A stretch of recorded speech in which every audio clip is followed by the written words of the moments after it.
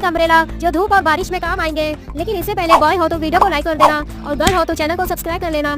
Number 1 couple umbrella. ये umbrella single लोगों के लिए नहीं है, कपल लोगों के लिए है, जिसमें दो छतरी आपस में जुड़े हुए हैं, जिसमें अपने पार्टनर के साथ बारिश का मजा बिना भीगे ले सकते हैं। Number 2 pocket umbrella. ये अम्ब्रेला सिंगल लोगों के लिए है जो इतना छोटा है कि पॉकेट में भी आ जाता है, जिसे बिना किसी झंझट के जेब या बैग में आसानी से रख के कहीं पर भी ले जा सकते हैं।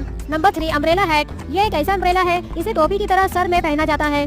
इसे हाथ से पकड़ने की जरूरत नहीं है, इसे पहनकर धूप या बारिश में हैंड्स फ्री होकर काम कर सकते हैं।